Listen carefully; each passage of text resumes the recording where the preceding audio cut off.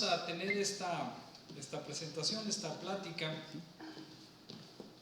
y de verdad sí vamos a utilizarlo en el capítulo 8 de Juan, y vamos a ir leyendo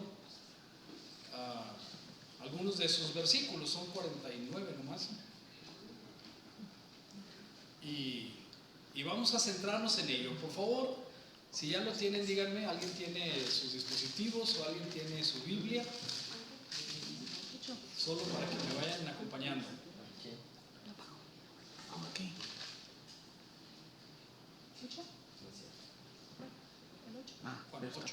Ahorita empezamos ahí. Vamos a recordar, hermanos, estamos viendo la alabanza en la vida diaria. Eso es lo que estamos viendo este trimestre. Y vimos lo que son los verdaderos adoradores, los que adoran en espíritu y en verdad. Vimos que es adorar, que no es un servicio únicamente, sino que es una práctica continua. Vimos lo que es el culto verdadero, que es realmente estar dando nuestros cuerpos en sacrificio vivo para estar siempre cerca de nuestro Señor. También vimos que esto debe hacerse con toda nuestra alma, con toda nuestra fuerza. Y Elías nos decía la vez pasada que el amor es la mejor adoración. También nos habló Irán en una exposición muy interesante acerca de tu casa y tu santuario, de lo que es el simbolismo del tabernáculo y todo esto. Hoy no está en la misma secuencia, pero vamos a ver que se puede aplicar de manera interesante. Vamos a ver lo que se llama un milagro singular, lo titulé, porque hay muchas cosas en la Biblia que leemos una y otra vez, ya lo hemos mencionado, pero que a veces tienen una interpretación o un giro, un matiz que no habíamos interpretado. Espero que les cause la misma sorpresa que me causó a mí, porque se dice que Jesús realizó 36 milagros en total. Escúchenlo como una curiosidad bíblica. Si alguien les pregunta, oye, ¿cómo cuántos milagros realizó Jesús? Están registrados en la Biblia, en los 4 evangelios, más o menos unos 36 milagros. Y algunos estudiosos han dividido estos milagros en milagros de la naturaleza, milagros de sanación y milagros de resurrección. Así que vamos a hacer un ejercicio y ayúdenme para que podamos mencionarlos, para que podamos hacer un resumen, si se puede. Milagros de la naturaleza, ¿cuáles recuerdan? Calmar las aguas. Calmar la tempestad, transformar el agua en vino, que fue el primero. ¿Qué otra cosa hizo Jesús? Sí, pero esos son de sanación. Vamos a clasificarlos para decir, por ejemplo, de la naturaleza. La pesca milagrosa es uno de los primeros también. Yo tengo aquí mi acordeón, así que no creen que soy un erudito de este. ¿A la higuera también? Cuando se secó la higuera. Sí, cuando se secó la higuera puede ser de la naturaleza. Le dijo, nunca nadie más coma fruto o encuentre fruto en ti. Y al siguiente día que pasaron por ahí, la higuera estaba seca, hermana. Multiplicó los peces y los panes. Multiplicó los peces y los panes, no una, sino 2 veces, ¿sí? ¿Qué otros recuerdan de la naturaleza? Caminó sobre el agua, también eso es contra natura, ¿sí? ¿Qué otra cosa? ¿Recuerdan uno que se me hace muy simpático, donde Jesús les dice, saca un pez del agua, le dijo a Pedro, y cuando le abras el hocico o la boca, ¿qué va a traer adentro? Una moneda, ¿recuerdan eso? Bueno, ese pez existe, ¿sí? Ahí en el mar de Galilea es una especie endémica, le llaman el pez de Pedro, ¿sí? Porque es un animalito que tiene tanto apetito que se come casi todo lo que cae en el fondo. Así que no es extraño que haya traído una moneda. Lo que sí es extraño es que el primero que sacó Pedro traía la moneda. ¿Sí me explico? O sea, los milagros de Jesús a veces fueron en ese sentido. Entonces tenemos también milagros de sanidad. Ahora sí, me decía Yaciel, sanidad del ciego. ¿De quién más recuerdan? Resucitar gente. Un niño con epilepsia. ¿El de resucitar gente? Los de resurrección son Jairo, son la hija de Jairo, son Lázaro, el propio Jesús también resucitó, el hijo de la viuda, el paralítico que también levantó, a los 10 leprosos, a los demonios, el endemoniado gadareno que dijo que tenía una legión completa. Hay muchos milagros que son por sí impresionantes, por sí sobresalientes, y 36 obviamente documentan que Jesús tenía poder sobre la naturaleza, tenía poder sobre la salud de la persona y tenía incluso poder sobre la vida y la muerte.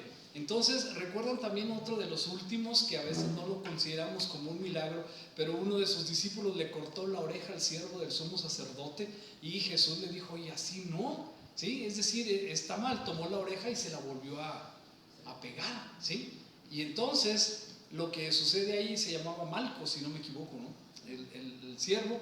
Y entonces estas cosas pequeñas que Jesús hacía obviamente marcaban la naturaleza divina de Jesús. Pero me llama mucho la atención, y pueden leerlo ahí en Juan, bueno, voy a darles la cita, Juan 21:15. Es el último de los párrafos o el último versículo de Juan. Si alguien quiere leerlo, por favor. Juan 21:15. 21:25, perdón. El último, alguien léalo, ¿qué dice? Y hay también otras muchas cosas que hizo Jesús, las cuales si se escribieran una por una, pienso que ni aún en el mundo cabrían los libros que se habrían de escribir. ¿Lo leyeron? Léanlo otra vez. Dice, el propio Juan dice, hay también otras muchas cosas que hizo Jesús. Piense por un momento, estamos impresionados con estas, pero dice que hay también muchas otras cosas que hizo Jesús, de las cuales pienso, es opinión de él, que si se escribieran todas no cabrían los libros en el mundo. Claro que es una hipérbole, es una exageración, pero él está impresionado y dice: es que no puedo escribir todo lo que Jesús hizo. Escribo lo que recuerdo después de años, escribo lo que considero importante para las generaciones, pero hubo muchas cosas que hizo Jesús que no están escritas en los evangelios. Qué interesante, ¿sí? Porque podemos ver que casi cada cosa que Jesús iba haciendo era por sí un verdadero milagro. Así que los leprosos, ¿recuerdan de los leprosos cuántos regresaron a agradecer?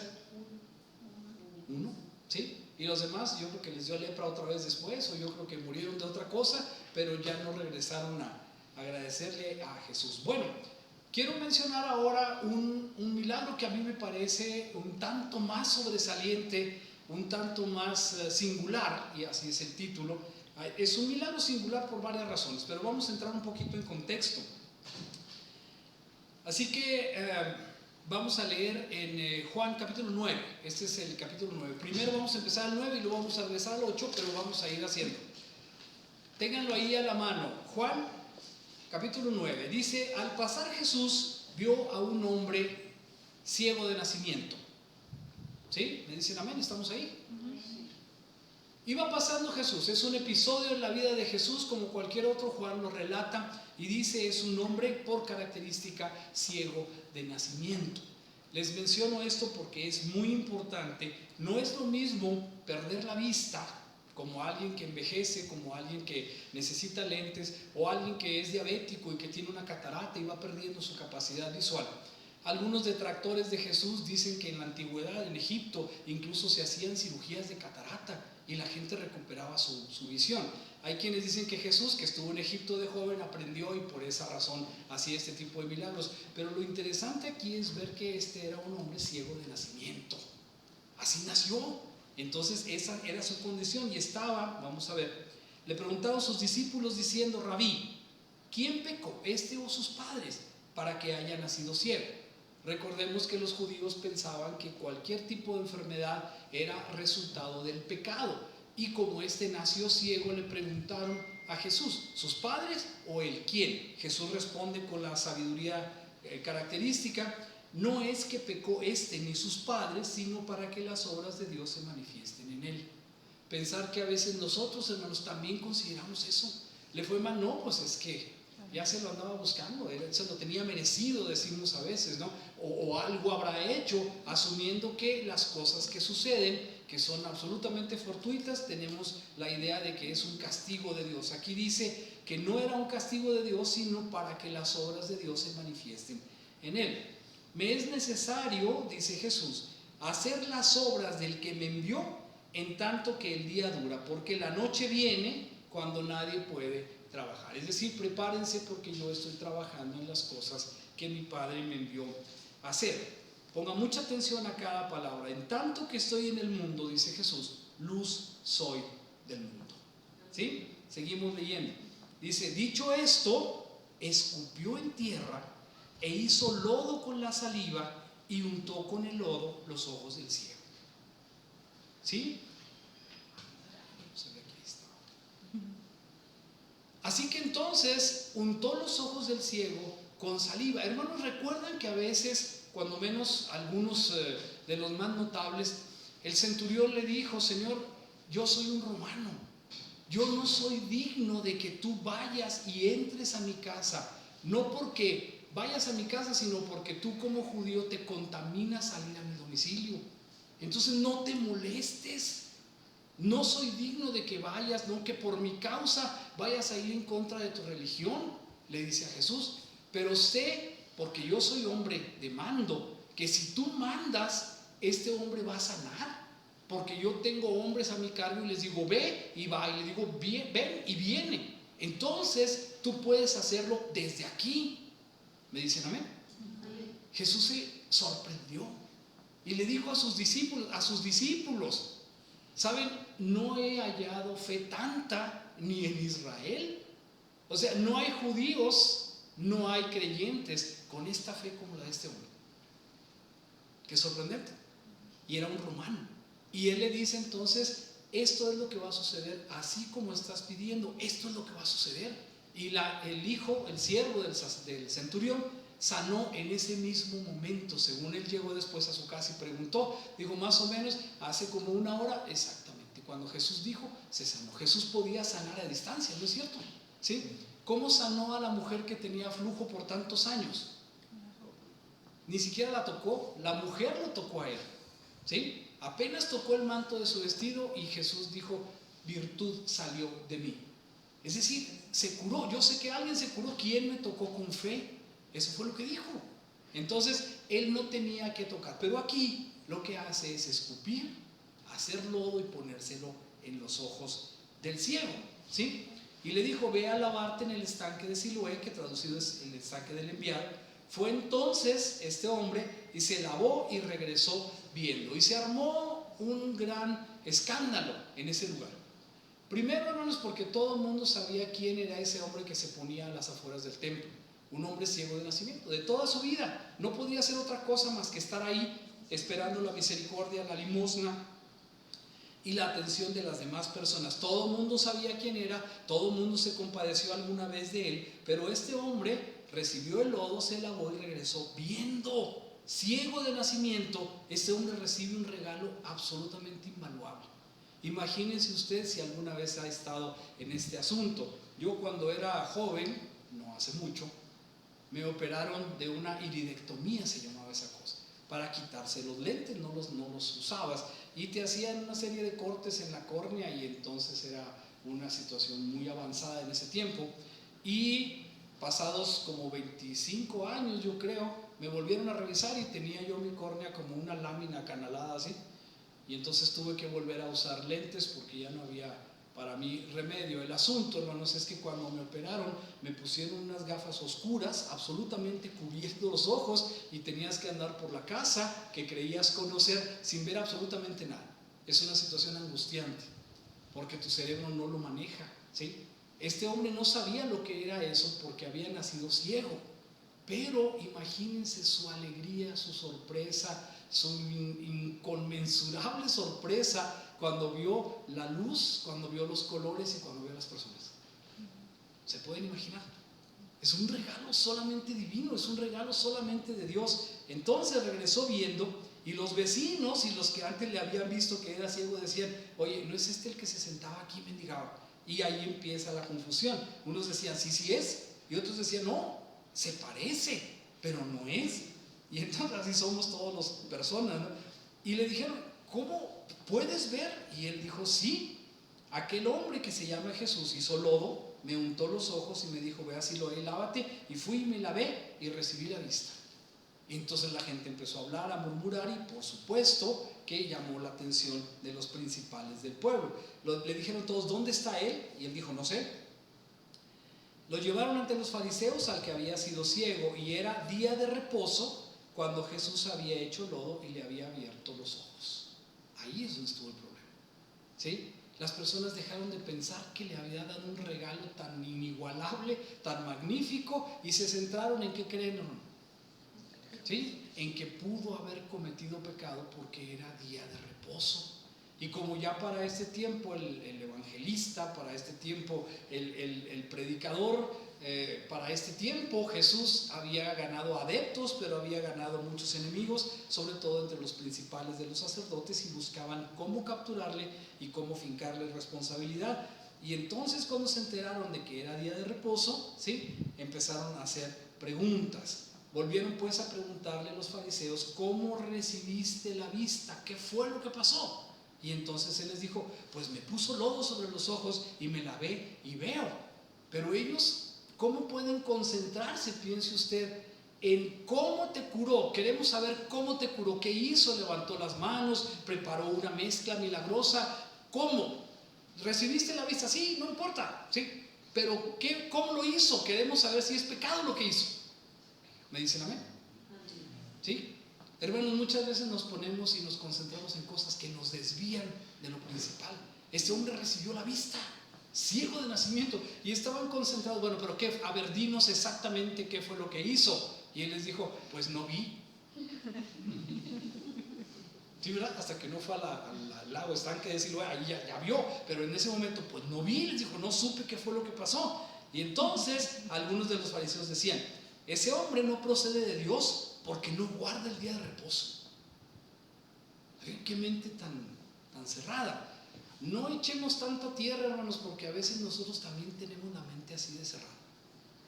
Somos cuadrados, obtusos, y nos centramos en cosas que no tienen importancia en lugar de abrir nuestro panorama. Otros decían, más abiertos, ¿verdad?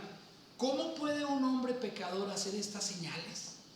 O sea, si fuera pecador no podría hacer estas señales. Y había, dice, disensión entre ellos. Unos sí creían, unos querían creer pero no sabían, y los otros de plano no querían creer nada. Entonces volvieron a decirle al ciego: ¿qué dices tú del que te abrió los ojos? ¿Qué piensas de él?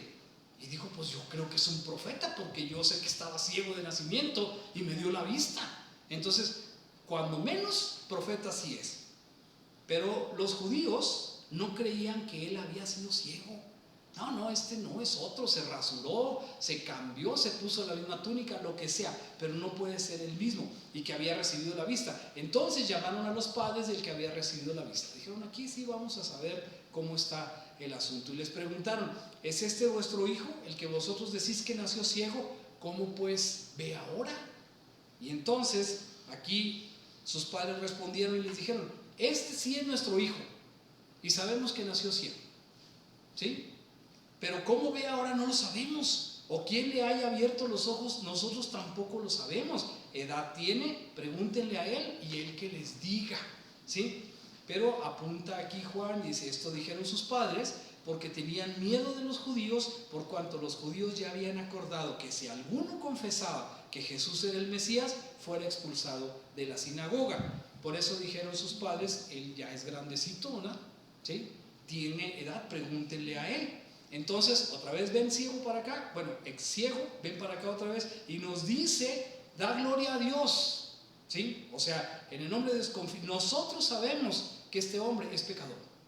Y entonces él le dice: miren, si es pecador no lo sé, pero una cosa sí sé, que habiendo sido ciego, ahora veo. Amén. Gloria a Dios. Amén. ¿Sí? Yo no sé quién fue, es más, si me lo ponen enfrente no lo voy a conocer, ¿sí? Pero yo sé que era ciego de nacimiento y ahora veo. Le volvieron a decir: ¿qué te hizo? ¿Cómo te abrió los ojos? ¿Me dicen amén? Estaban interesados en qué había hecho. ¿Por qué, hermanos? Porque la tradición judía decía que no se podía hacer ninguna obra en sábado.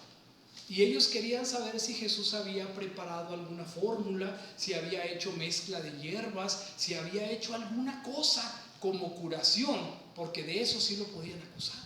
Así que le preguntaban: ¿cómo te abrió los ojos. Y entonces él les dice, oigan, ya les he dicho 2 o 3 veces, hizo lodo, me puso lodo, hizo lodo con su saliva, ¿sí? Y no habéis querido oír. ¿Por qué lo quieren oír otra vez? ¿Queréis también vosotros hacerse sus discípulos?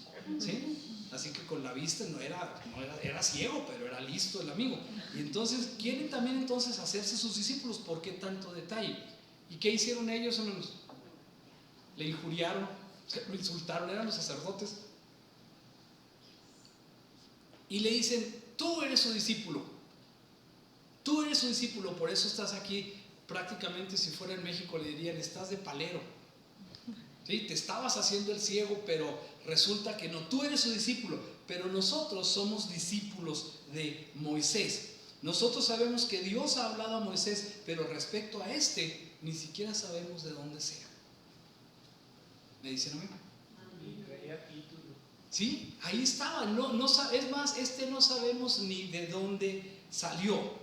Pero hermanos, sí sabían de dónde había salido. En ese tiempo, en el tiempo de Jesús, había un gran rumor de que el Mesías estaba por llegar. Había un rumor de que hacía casi 30 años un ángel se había aparecido a los pastores y les había dicho, aquí os ha nacido el Salvador.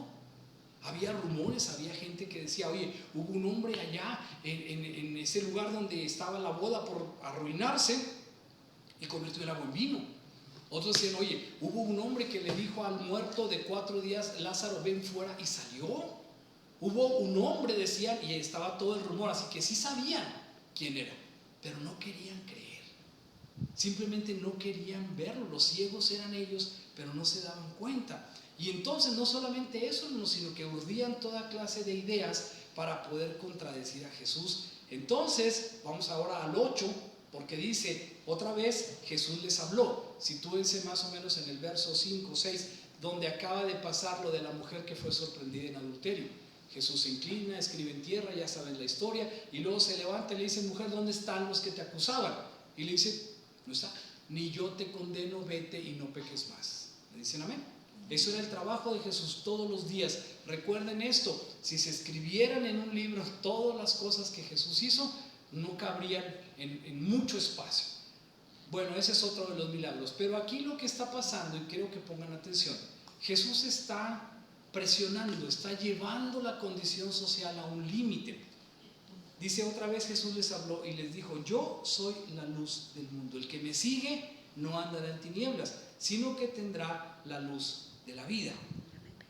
Entonces los fariseos le dijeron, porque peleaban con él en público, es decir, argumentaban. Los fariseos eran expertos, eran abogados, eran conocedores de la ley y conocían 613 mandamientos, 39 de los cuales se referían solo al Sabbat, y hacían reglas para evitar que el Sabbat se profanara, ¿sí? Y también evitaban cosas que pareciera que lo podían profanar. ¿Me explico? O sea, eran sumamente meticulosos. Y entonces le dicen, tú das testimonio de ti mismo, así que tu testimonio no es verdadero. Entonces Jesús se alterca con ellos y les respondió, aunque yo doy testimonio acerca de mí mismo, mi testimonio es verdadero, dice Jesús, porque sé de dónde he venido. Recuerden que los otros locos no sabemos de dónde viene. Jesús les dice, yo sé de dónde he venido y sé a dónde voy, ¿sí? Pero vosotros no sabéis ni de dónde vengo ni de a dónde voy. O sea, no me han visto, no me han reconocido, argumenta Jesús. Entonces dice Jesús, vosotros juzgáis según la carne, yo no juzgo a nadie. Díganme amén. Amén. ¿Sí? Es el creador del universo, no es el Hijo de Dios, anda aquí entre nosotros, entre esa pobre gente realmente ciega, la ciega de verdad y la ciega que se quería hacer ciego. Y dice, ustedes no tienen idea de lo que está pasando, no quieren ver. Dice, yo no juzgo a nadie. Qué impresionante, hermanos, porque eso es verdaderamente poder para destruirlos en el momento, pero decir, ni siquiera los estoy juzgando. Y entonces dice, y si yo juzgo, mi juicio es verdadero, porque yo no soy yo solo, sino yo y el que me envió. ¿Quién les dice? El Padre. Ahí empezaron a sentirse un poquito incómodos, porque dicen, ¿cuál Padre? Y entonces Y les dice, en vuestra ley, nótense, no es la ley de Dios. Él les dice, y en su ley de ustedes, ¿sí?, está escrito que el testimonio de dos hombres es verdadero. Yo soy el que da testimonio de mí mismo y el Padre que me envió da testimonio de mí. ¿Sí? ¿Se imaginan la confusión que tienen los fariseos? No saben de qué se está hablando. Ellos ven a Dios como un Dios lejano, como el Dios de la guerra, como Jehová de los ejércitos, como algo lejano, como algo que juzga, como algo perfecto, pero no lo ven, por supuesto, como un padre. Ellos le dijeron, ¿dónde está tu padre? Respondió Jesús, ni a mí me conocéis, ni a mi Padre. Si a mí me conocieseis, también a mi Padre conocería.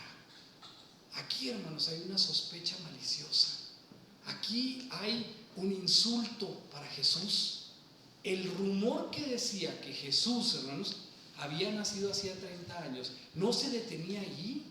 Sabían que había nacido de una muchacha muy joven, casada con un hombre más mayor, y la gente con malicia empezaba a sonreír. Sí, por lo que ustedes piensan. Decían, este hombre, sí, es hijo de fornicación. ¿Me dicen amén? Así que lo están insultando. Le están diciendo, ¿dónde está tu padre? ¿Sí me explico? Pero no están diciendo, ¿de qué padre espiritual hablas? No, están diciendo, pues, ¿de qué padre hablas? ¿Dónde está tu padre? Sí, es una burla, hermanos, es un insulto. Pero Jesús está bien aplomado y les dice, no me conocen a mí, ni conocen a mi Padre.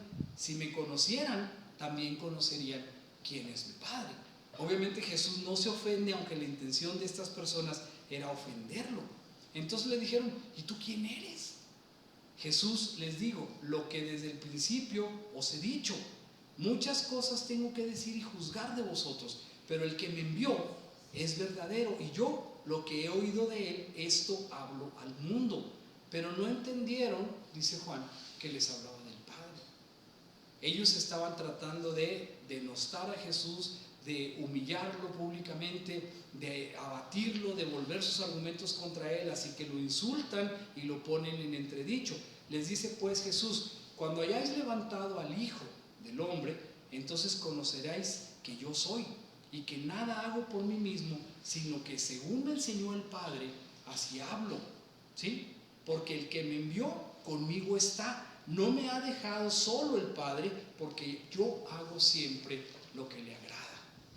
¿Me dicen amén? ¿Ven la discusión que hay ahí? Los fariseos se revolvían y decían, ¿de qué está hablando? ¿De qué está hablando? Si ni padre tiene, ¿quién es? Es un desconocido, nunca estudió. ¿Por qué nos está hablando así? Hablando de estas cosas, sin embargo, muchos hermanos creyeron en él. ¿Me dicen amén?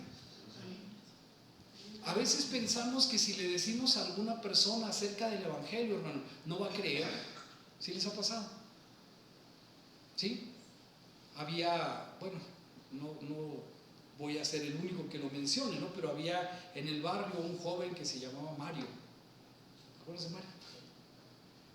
Era diría mi padre, un calavera. ¿Saben la expresión? Sí. Era el que levantaba el barrio en peso y lo incendiaba. Era un muchacho tremendo, ¿sí? Y total, no voy a centrar en esas cosas, pero era característico que donde había un problema del barrio, ahí estaba seguramente atrás este muchacho. Una vez lo saludé en la calle y dije, mira Mario, y me dijo, hermano, Dios te bendiga. ¿Sí? Me digo, yo voy aquí a la iglesia, participo en esto y todo eso. Jamás, de verdad, jamás me hubiera pensado yo que él pudiera tener ese saludo. Hay muchos, seguramente ustedes conocerán también alguna persona que de ser alguien que no pensabas que pudiera ser cristiano, se convirtió en un verdadero ejemplo, en un verdadero cristiano. Entonces dice que muchos creyeron en él por cómo estaba hablando de estas cosas. Dijo entonces Jesús a los judíos que habían creído en él, si vosotros permaneciereis en mi palabra, seréis verdaderamente mis discípulos. Y conoceréis la verdad, y la verdad os hará libres. Y los fariseos no sabían de qué estaba hablando, hermano. Ellos tenían sus argumentos y su coraza, y tenían sus fundamentos y su ciudad amurallada, y no querían saber nada nuevo. Ahorita cantamos, haz de mí un odre nuevo, ¿sí? ¿Por qué, hermanos? Porque dice, nadie echa vino nuevo en un odre viejo. ¿Por qué? Porque no lo aguanta. Porque un odre viejo se rompe en tanto el vino que está dentro está madurando. Por eso la gente lista, ¿verdad?, echa el vino nuevo en odres nuevos. Y nosotros, hermanos, cuando recibimos el vino nuevo, cuando recibimos el Espíritu, tenemos que convertirnos en odres nuevos. ¿Me dicen amén?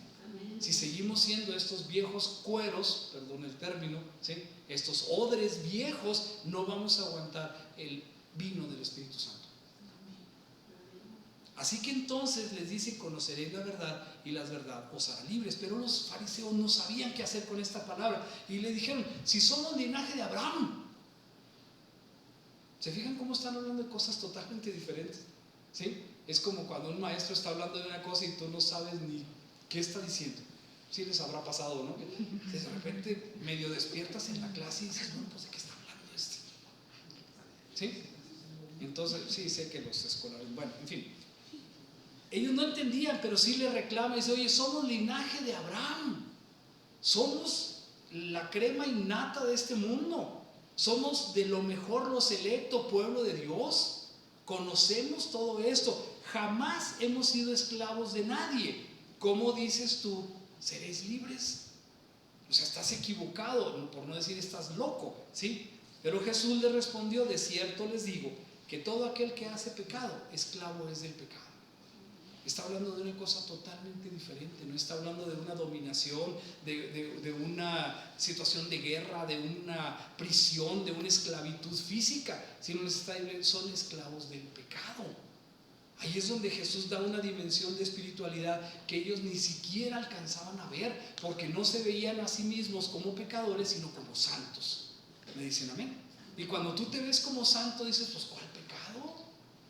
¿Cuál pecado? Si yo estoy todo el tiempo bien, yo no tengo ningún pecado, ni he matado a nadie, ¿sí?, ni he hecho nada de esto, y por lo tanto, ¿verdad?, pues yo estoy casi aquí abajito. En cuanto abran las puertas del cielo, ahí voy yo para adentro.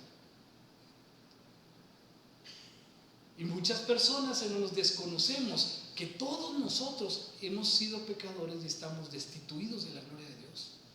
Así que, hermano, piense por un momento, Abraham, ellos decían, nuestro padre Abraham, ¿sí? Pregunto, y es una pregunta para el que me quiera contestar, ¿Abraham fue contado como justicia porque le creyó a Dios? ¿Me dicen amén? En ese momento, Abraham fue el primer judío.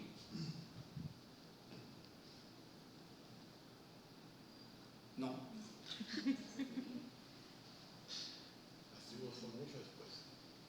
Los judíos fueron mucho tiempo después. En ese momento, hermanos, Abraham era un pagano, era gentil, ¿sí? Ni siquiera estos hombres judíos era, voy a decirlo así, era un incircunciso. La circuncisión vino muchísimo tiempo después como una señal, pero en ese momento Abraham era cualquier hijo de vecino, perdón el término, ¿sí? Era un pagano estándar, era un pagano común de la Mesopotamia, ¿sí? Pero le creyó a Dios y eso le fue contado por justicia. Rahab, ¿sí recuerdan a Rahab? En los muros de Jericó, Rahab era una persona que era considerada pecadora, era una prostituta, ¿sí? Recibió ahí en su domicilio, recibió a los mensajeros del pueblo de Israel. ¿Qué sucedió con Rahab, hermanos? ¿Podríamos decir entonces que Dios es un Dios injusto? ¿Cómo justificó Dios a la ramera, a Rahab? ¿Por qué? Por fe. Porque le creyó a Dios. Le creyó que si recibía, que si hacía lo que Dios quería, Dios la iba a considerar, iba a rescatar a ella y a su familia. ¿Qué nos dice Dios, hermanos? A cada uno de nosotros. ¿Crees? Si cree, hermano, entonces puede ser hijo de Abraham, porque somos hijos de nuestro padre Abraham por fe, no por circuncisión ni por raza. No es cuestión de raza, es cuestión de gracia, ¿sí? Porque Abraham, hermanos, dígame esto, no fue padre de una sola nación, fue padre de muchas naciones. Mencióneme al menos dos. fue padre de Ismael, ¿no? ¿Sí? Él dijo, Dios le dijo, te voy a dar un hijo y tú vas a ser padre de muchas naciones. No una, no muchas naciones. Y Abraham dijo, bueno, pues ya pasó mucho tiempo y no pasa nada. Lo habló con Sara y entonces le dijo, oye, pues, ¿sabes qué? No, pues entonces ten un hijo con mi sierva, y tuvieron un hijo. ¿Se acuerdan cómo se llamaba? Ismael. Y Dios le dijo, oye, no es así. Lo desechó, le dijo, no, ya te equivocaste, vámonos de aquí. Sara de una cae media. ¿Sí? No es lo que yo te dije, no era. Pero Dios dijo, a ver, espérame, vamos a corregir las cosas.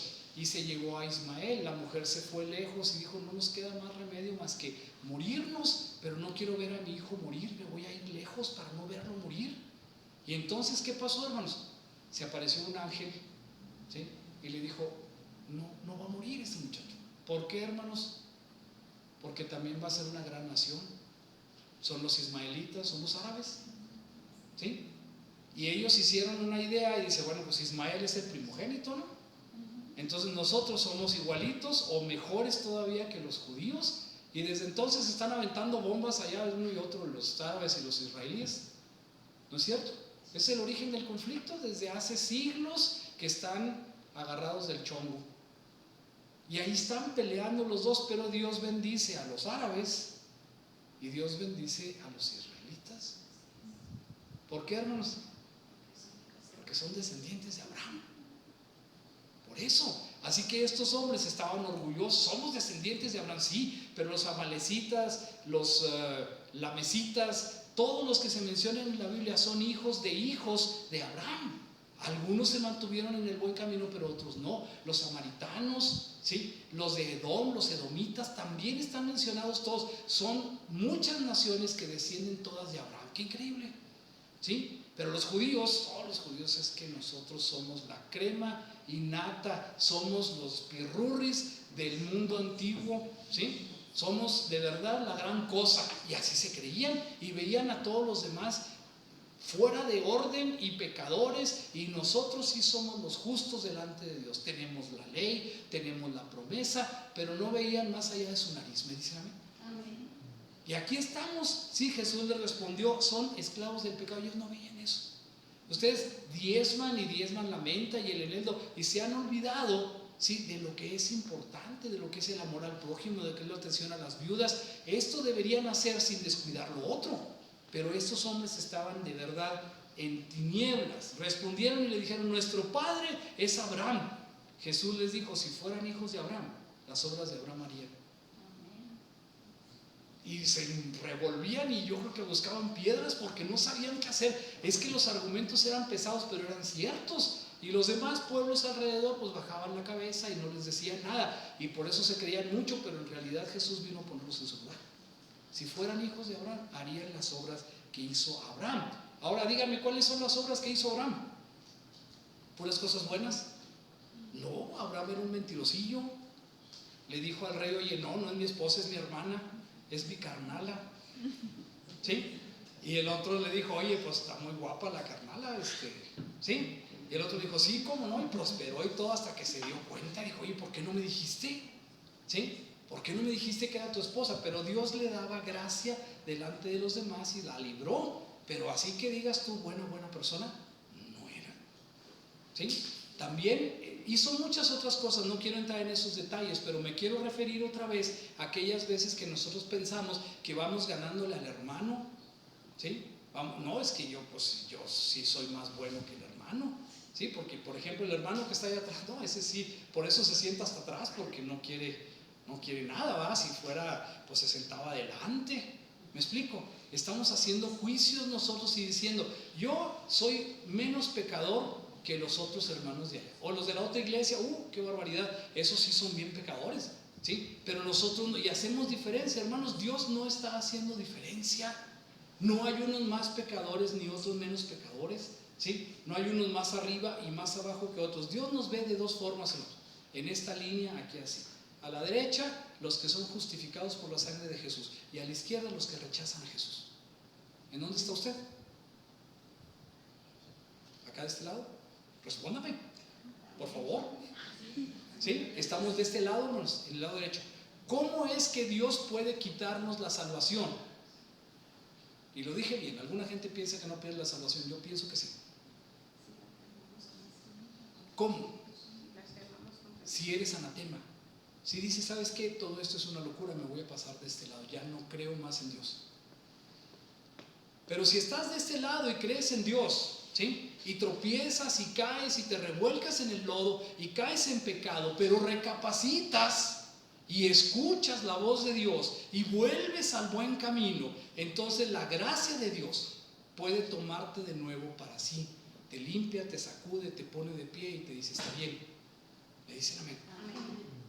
Y eso es lo maravilloso, que nadie va delante de nadie. Jesús, para ofenderlos, les dijo, no, miren, de verdad, los publicanos y las prostitutas van delante de ustedes. Y dijeron, bueno, pues si somos fariseos, ¿sí? Nuestro padre es Abraham, no sabemos cómo hacer esto. Ahora dice, si fueran hijos de Abraham, las obras de Abraham harías. Pero ahora, dice Jesús, procuran matarme a mí, hombre que os he hablado la verdad, la cual he oído de Dios. Dice, eso no fue lo que hizo Abraham. Abraham no quería matar a nadie. Entonces dice, vosotros hacéis las obras de vuestro padre.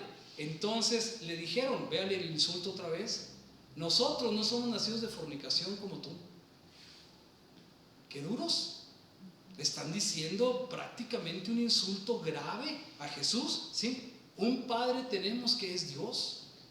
Y le dicen a él, tú ni siquiera tienes papá. Es duro, ¿sí? No le dan ganas así como de defender a Jesús. Tranquilo, Jesús no necesita guardaespaldas, hermanos, ¿ok? Conserva la calma y entonces continúa y dice, ¿sí? ¿Dónde dice? Jesús entonces les dijo, si vuestro Padre fuese Dios, me amaríais, porque yo de Dios he salido y he venido, pues no he venido de mí mismo, sino del que me envió. Imagínense el dolor de estómago que les dio en ese momento. ¿Sí? O sea, nosotros tenemos papá, tú no tienes papá, ni siquiera un papá físico. Y él dijo, yo he salido de Dios, ¿sí? Y dirige unas duras palabras contra los fariseos y contra los judíos que le rechazaban. También están contra nosotros, hermanos, vean, ¿sí? ¿Por qué no entienden mi lenguaje? Dice Jesús. Porque no pueden escuchar mi palabra, o sea, no dan, no les hace clic, no les da sentido.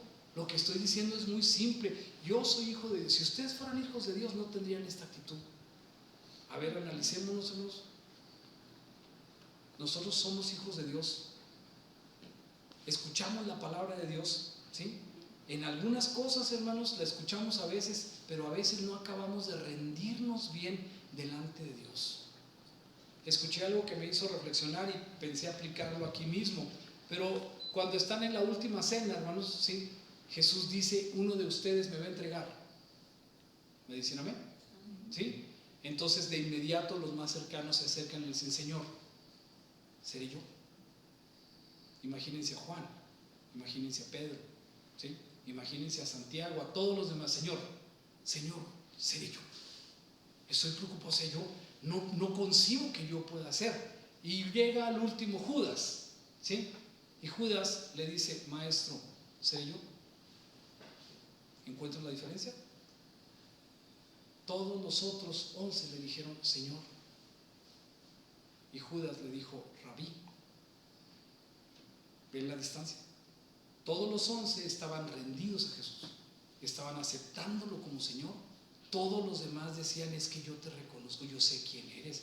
En tanto Judas andaba con ellos, cuidaba el dinero, caminaba con ellos, recibía la instrucción de Dios, pero nunca lo reconoció como su Señor.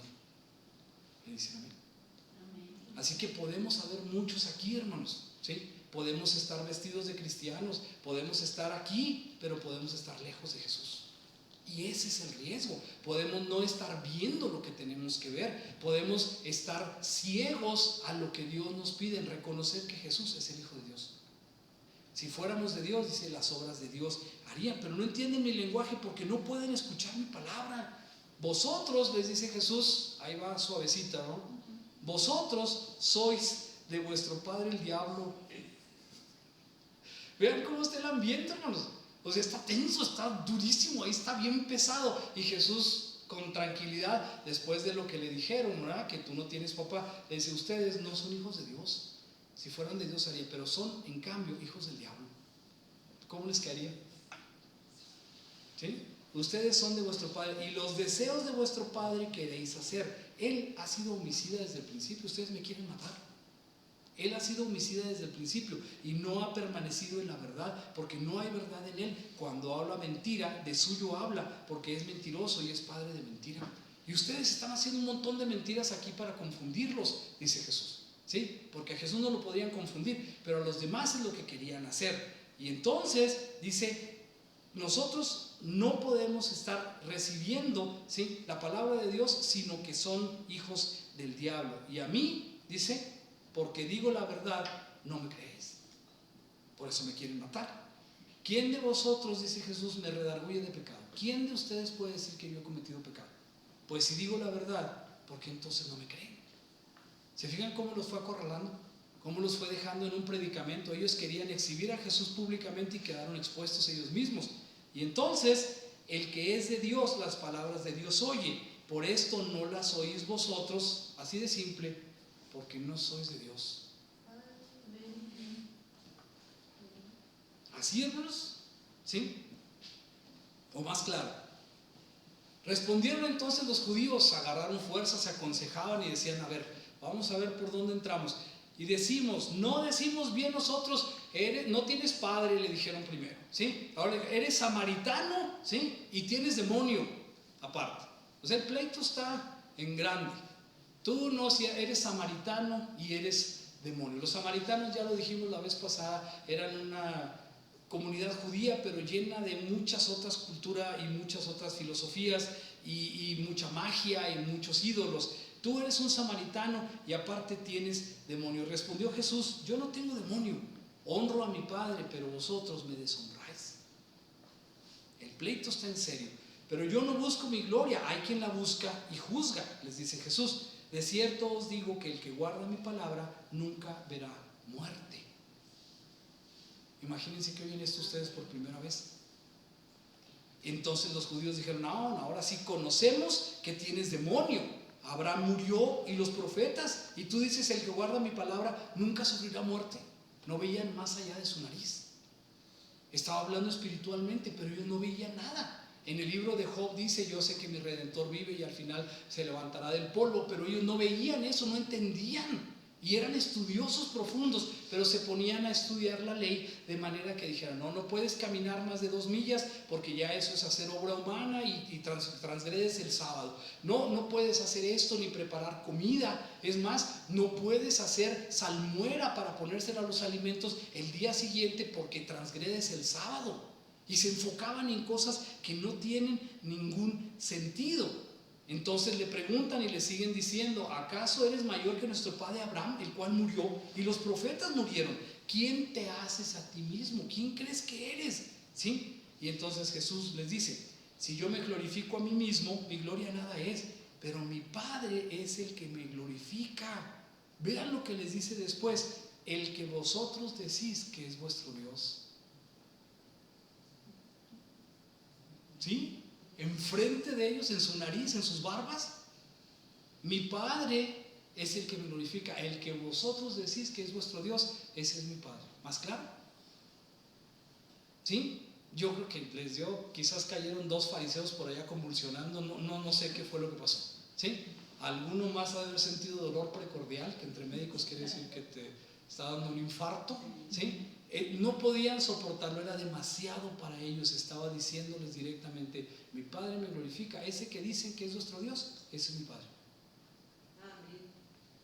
Y entonces el pleito nos está bastante llevado al extremo. Acostumbramos pensar, hermanos, que Jesús es pacífico, ¿sí? Pero la misma Biblia dice, no se equivoquen, no he venido a traer paz, sino espada, ¿sí?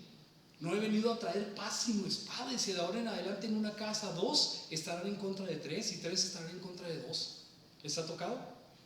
En casas que Jesús divide la familia y dice, no, ¿saben qué? Mejor no vamos a hablar de eso ni de política, porque los de Morena y los del PRI nunca nos ponemos de acuerdo, y tampoco en el cristianismo. ¿Sí les ha tocado? Jesús dijo, no he venido a meter paz, he venido a meter espada, porque cada quien tiene que tener un encuentro con Dios y enfrentarlo de manera que a Él le satisfaga. Y el asunto aquí dice que el que vosotros decís que es vuestro Dios, ese es el que me glorifica. Pero vosotros no le conocéis, mas yo le conozco, y si dijere que no le conozco sería mentiroso como ustedes. ¿Qué tal el pleito? ¿Sí? Sería mentiroso igual que ustedes, pero yo sí le conozco y además yo guardo su palabra. Unos se dividían, unos creían en Jesús y otros lo rechazaban. Abraham, vuestro padre, se gozó de que habría de ver mi día y lo vio y se gozó.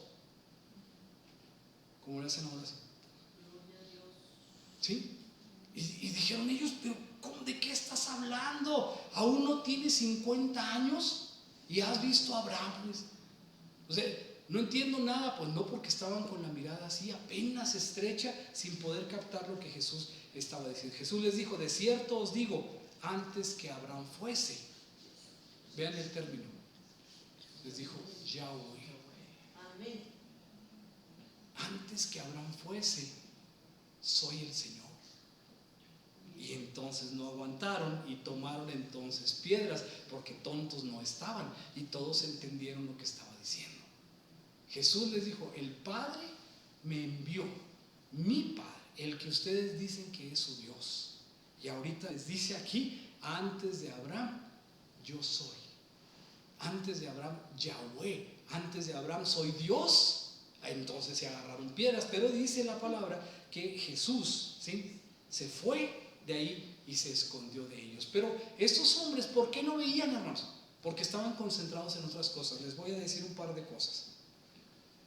En el Talmud babilónico se mencionan varias cosas, bueno, muchas, las 39 citas que les digo, que hablan acerca de cómo podemos infringir el sábado y cómo puede parecer que lo infringimos, por eso también evitamos eso, ¿sí? Dice, esto está escrito como si fueran cartas de los sabios judíos, a lo largo de 3000 años se han escrito y la gente lo estudia todavía, y dice así en el Shabbat 126b. Si quieren ir a Google, por favor, ahí está. El padre de Shmuel dijo, con respecto a poner vino dentro del ojo, está prohibido porque cura. Entonces en sábado no puedes ponerle unas gotitas de vino en el ojo, ¿sí?, porque lo estás curando. Así que espérate al domingo o cualquier otro día, pero no le puedes poner vino en ese día. Sí le puedes poner vino sobre el ojo en un emplaste, pero no le puedes poner adentro porque cura. Y luego, si lo estás leyendo, alguien dice, bueno, pero el rabino, ¿sí?, Hashid, dijo, oye, ¿y si el que está siendo curado abre el ojo y parpadea, está transgrediendo el sábado?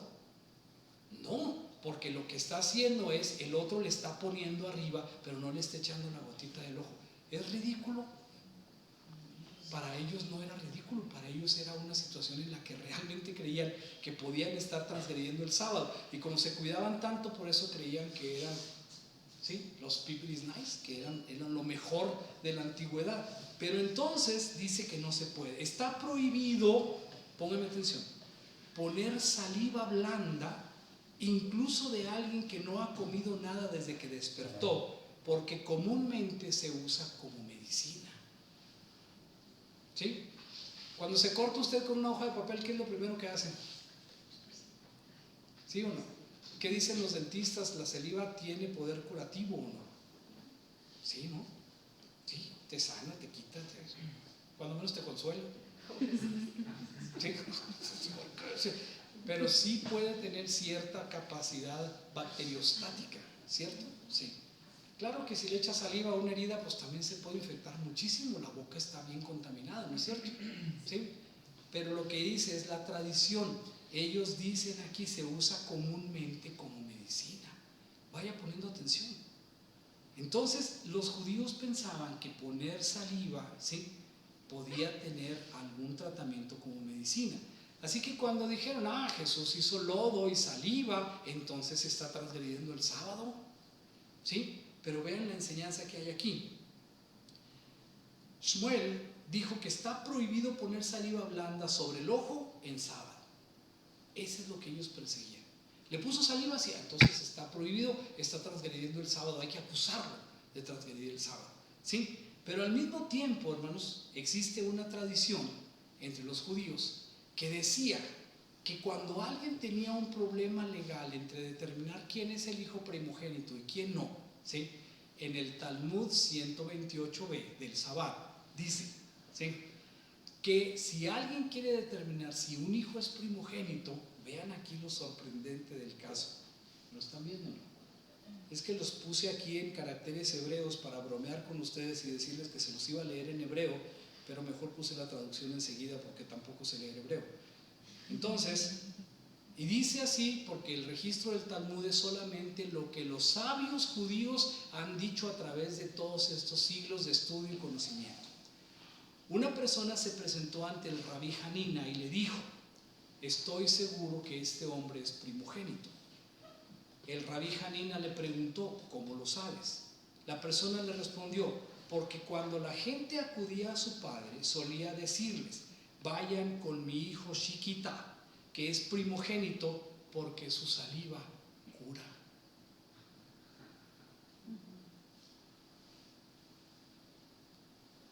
¿Acaso no podría haber sido solamente una tradición? No, hermanos, era un recurso legal. Alguien podía hacer esta prueba para ver quién era primogénito de los dos, ¿sí? Pero aquí viene lo increíble y lo sorprendente, hermanos, porque ellos aseguraban, ¿sí?, que solamente el primogénito del padre tiene poder curativo en su saliva y no el primogénito de la madre. Es decir, que si el hombre se había casado por segunda vez, el hijo de la segunda esposa era primogénito de madre solamente, pero no de padre, porque él ya había tenido otro. Ahora volvamos a Juan 8, hermanos, ¿sí? Acaban de decirle a Jesús: ¿quién es tu padre? Acaban de decirle a Jesús: ¿dónde está tu padre? Acaban de decirle: eres hijo de fornicación. Y entonces, hermanos, Jesús escupe en tierra, ¿sí?, y le pone la saliva en los ojos y demuestra que es primogénito de padre. Amén, gloria a Dios. ¿Me dicen amén? Amén. Por eso se enojaron tanto, por eso le dijeron: ¿cómo? Dinos cómo. Pues así me puso saliva. Pero es que no puede ser, este hombre es hijo de fornicación. No, este hombre es primogénito del padre. Y de ese primogénito de un padre tan poderoso que le devuelve la vista a un ciego de nacimiento. Amén, Dios. Qué increíble. El que es de Dios, hermanos, escucha las palabras de Dios. El que no lo es hijo del padre, de su padre, el diablo. Así es de simple, hermanos. Así es de simple. Si nosotros estamos oyendo la palabra, hermanos, tenemos que ser sensibles a la palabra. Podemos hacerle el juego de los fariseos y decir: no, pero es que lo que usted quiere, hermanos. Pero lo que Dios está diciendo está escrito aquí en la Biblia. No he dicho palabras mías más que unas cuantas, sino leer lo que está diciendo y leer con entendimiento. Jesús demostró ser hijo primogénito y primogénito de padre, porque su saliva cura. ¿Me dicen amén? Amén. ¿Sí? Y entonces les da una lección doble a los fariseos. Primero les dice: sí tengo padre, ¿sí? Así que guárdense sus palabras. Sí tengo padre, y mi padre es el Padre Celestial, el Padre que ustedes dicen que es su Dios, ¿sí? Él me ha enviado y ustedes no me quieren creer, me quieren matar. Si fueran realmente hijos de Abraham, entonces serían. Ahora, hermanos, ¿nosotros de quién somos hijos? ¿De Abraham? Sí, sabemos la Biblia y sabemos las leyes y todo esto. Sí es posible, ¿sí?, creernos hijos de Abraham. Hay mucha gente, y me ha tocado ahora que hay noticias, por ejemplo, de que Irán atacó y que los depósitos nucleares y que Israel tiene una cúpula de hierro que lo protege. ¿Alguien ha visto estas noticias? ¿Sí? Y usted, cuando pasan estas noticias, ¿a quién le va?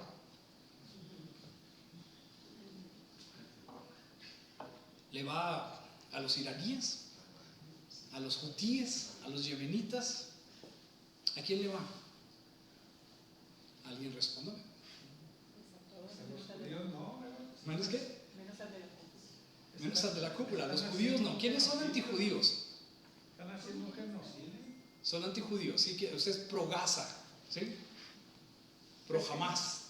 Es que no es tan sencillo, ¿no? Pienso que no es tan sencillo porque los judíos que ve uno con su...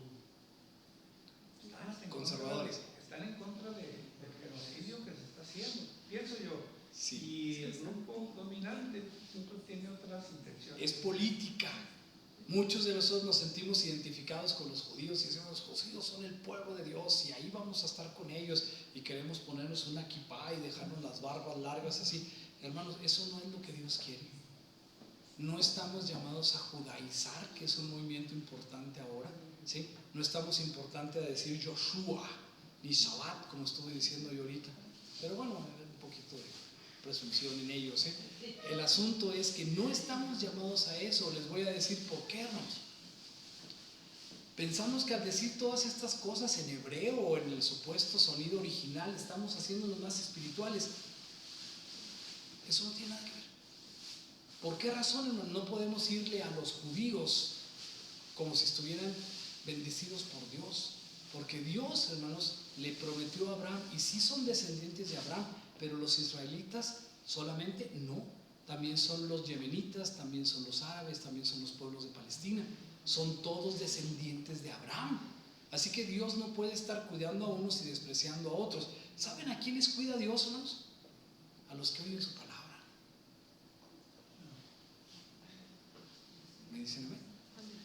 ¿Quiénes somos hijos de Dios, hermanos? Aquí lo dijo Jesús. Los que oímos su palabra.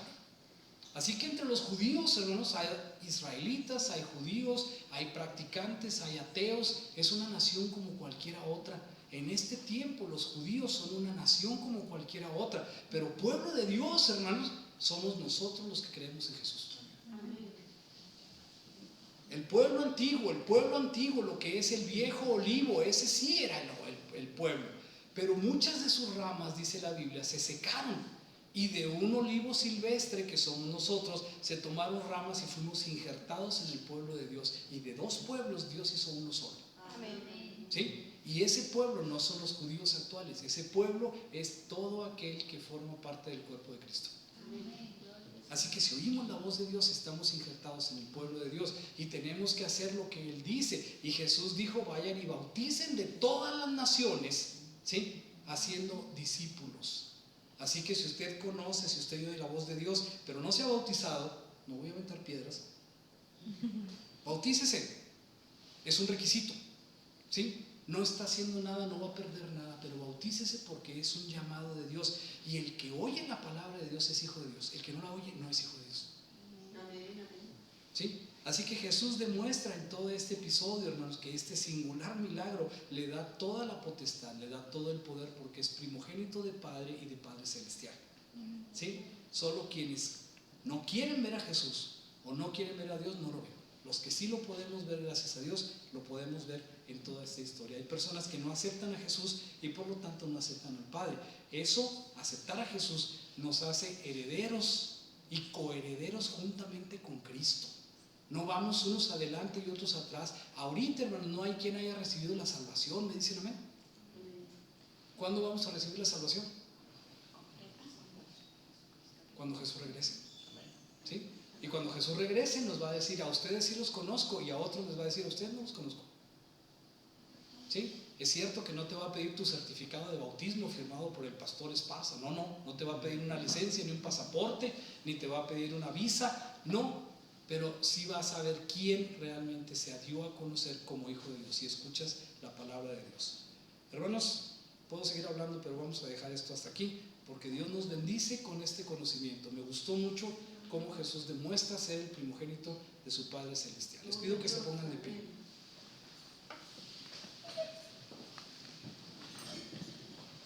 Vamos a orar, hermanos. Y vamos a alabar a Dios desde aquí por todas las cosas que Él hace, por la valentía, por el enfrentamiento con aquellos hombres, que nos sirve en este testimonio como enseñanza de lo que pasa y enseñanza de lo que debemos hacer, escuchar la voz de Dios. Padre nuestro que estás en los cielos, gracias te damos, Señor, esta tarde porque estamos reunidos aquí en este lugar, porque tú nos trajiste, Señor, con cuerdas de amor nos has atraído, porque nos has prometido, Señor, aún siendo pecadores, aún antes, Señor, al estar sumergidos en nuestro pecado, fue cuando tú nos perdonaste. No nos pediste primero limpiarnos, no nos pediste primero que seamos buenas personas. Tú, Señor, con tu gracia nos has invitado a estar delante de ti. Nos amas, Señor, y nos permites que podamos rectificar aún después de haber caído. Tú nos das la oportunidad, Señor, de estar a tu servicio y nos das el privilegio de ser llamados hijos tuyos, herederos y coherederos juntamente con Cristo.